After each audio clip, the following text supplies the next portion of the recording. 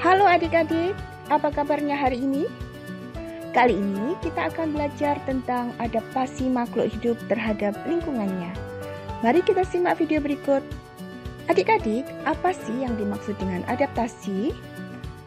Adaptasi adalah kemampuan organisme untuk menyesuaikan diri terhadap lingkungan tempat hidupnya yang memungkinkan tetap hidup atau survive dan berkembang biak di lingkungan alaminya.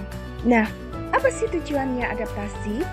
Tujuan adaptasi adalah menghindari kepunahan. Kemudian, apa fungsi adaptasi? Fungsi adaptasi adalah untuk memperoleh makanan, untuk menghindari serangan musuh, untuk bertahan hidup. Kemudian kita akan belajar macam-macam adaptasi. Macam-macam adaptasi ada 3, yaitu adaptasi morfologi, adaptasi fisiologi, dan adaptasi tingkah laku. Nah, adik-adik, kita akan bahas satu persatu. Sekarang, adaptasi morfologi. Apa yang dimaksud dengan adaptasi morfologi? Yaitu suatu penyesuaian makhluk hidup terhadap lingkungannya yang berkaitan dengan bentuk dan struktur organ tubuh yang tampak dari luar.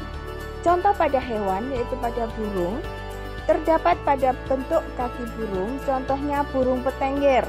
Burung petengger ini contohnya adalah burung nuri, kemudian burung perenang, contohnya bebek dan angsa, burung pemangsa, contohnya elang, burung hantu, burung pemanjat, contohnya burung pelatuk, kemudian burung pejalan kaki, contohnya adalah ayam.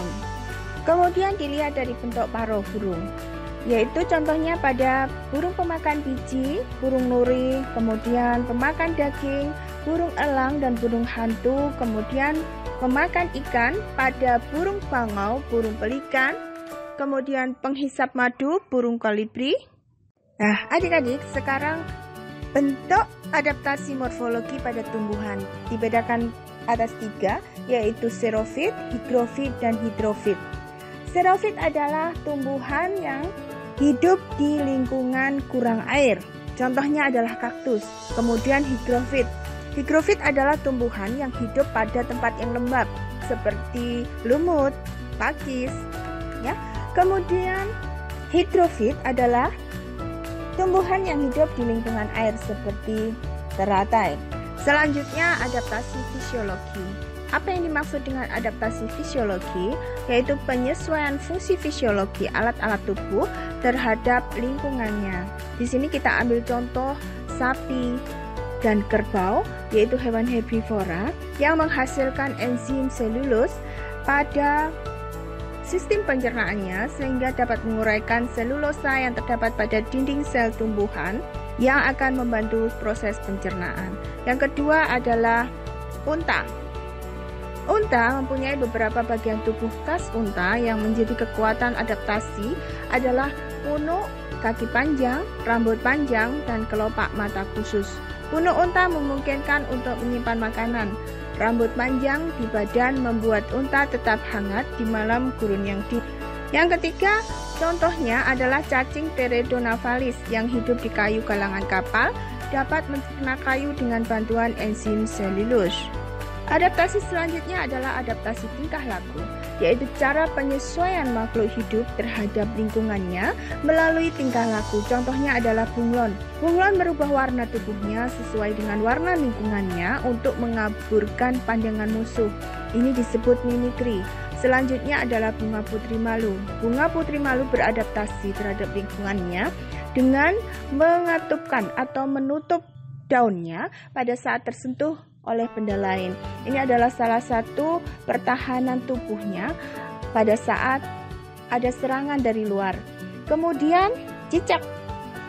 Cicak memutuskan ekor dan meninggalkannya bila ada hewan yang akan memangsanya, sehingga cicak selamat dari ancaman hewan pemangsa.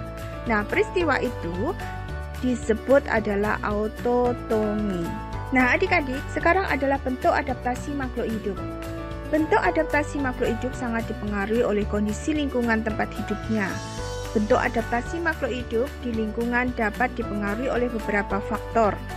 Bentuk adaptasi di lingkungan darat itu tergantung oleh faktor keadaan tanahnya, kemudian topografi daratan, kemudian suhu lingkungannya dan intensitas cahayanya.